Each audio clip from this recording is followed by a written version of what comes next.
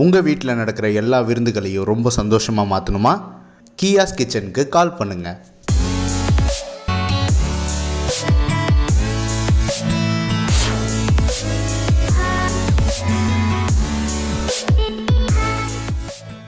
Hi hello வணக்கம், welcome to food tasty. நான் உங்கள் ஷெஃப் மல்குடி கவிதா. இன்றைக்கி ஃபுட் டேஸ்டியில் ஸ்பெஷல் ஸ்பைசஸ் என்ன பண்ண போகிறோம் அப்படின்னு பார்த்தீங்கன்னா, சவுத் இண்டியன் நிறையா பண்ணி காட்டினதுனால உங்களுக்கு நார்த் இண்டியன் நிறைய பேர் கேட்டிருந்தாங்கன்ட்டு நார்த் இண்டியன் டிஷ் தான் பண்ண போகிறோம்.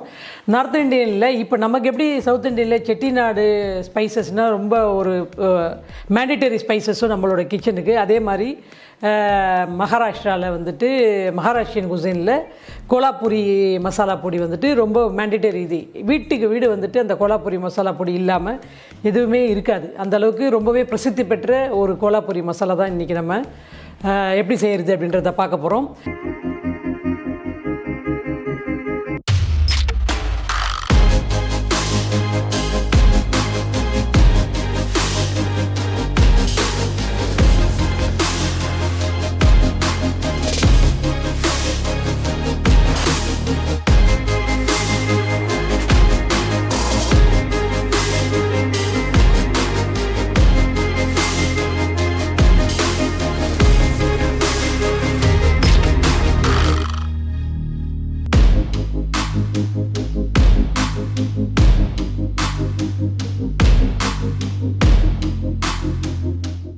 அடுப்பை பற்ற வச்சு பேன் வச்சுருக்கோம்.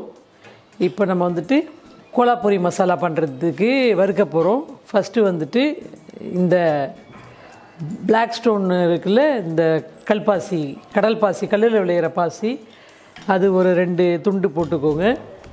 அதுக்கப்புறம் சின்னமன் ஸ்டிக்கு, இந்த மாதிரி ஒரு 3 பீஸு சின்னமன் ஸ்டிக்கு, அப்புறம் ஒரு ஸ்டார் அனீஸு, அப்புறம் 2 கருப்பு ஏலக்காய், 2 மஞ்சள் கிழங்கு, 2 ஒரு ஜாதிக்காய், கொஞ்சம் க்ளோவ்ஸு, ஒரு 8 பீஸு க்ளோவ்ஸு, அப்புறம் வந்து மிளகு, ஒரு 1/4 டீஸ்பூன் மிளகு, 1 டீஸ்பூன் ஷாய் ஜீரா, 1 ஸ்பூன் சோம்பு, ஜீரகம் 1 ஸ்பூனு,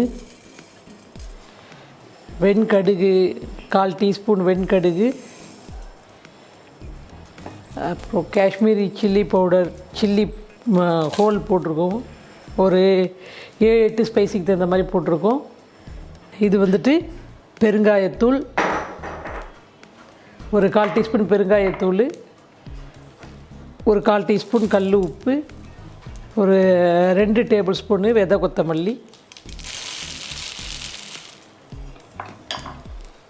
இது வந்துட்டு கரம் மசாலா, ஒரு 1/2 டீஸ்பூனு கரம் மசாலா.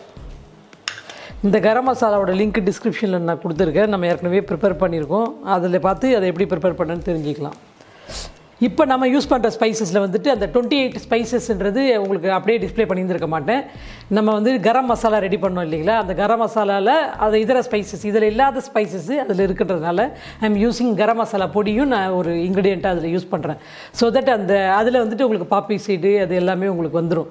ஸோ அந்த பொடியோடு சேர்த்து இந்த ஸ்பைசஸும் சேர்த்து தான் அந்த கோலாப்பூரி பண்ணுறேன். ஏன்னா நமக்கு லாங் டைம் அவ்வளோ டைம் நம்மளால் பண்ண முடியாது. உங்களுக்கு ஷார்ட்டாக பண்ணி கொடுக்கணும் இல்லையா. உங்களுக்கு டைம் இருந்தால் உங்களுக்கு ஒன்று ஒன்றா எடுத்து பண்ணலாம். ஸோ நமக்கு டைம் டியூரேஷன், நீங்களும் உங்கள் டைம் வேஸ்ட் பண்ண வேணான்றதுனால சொன்னேன் நான்.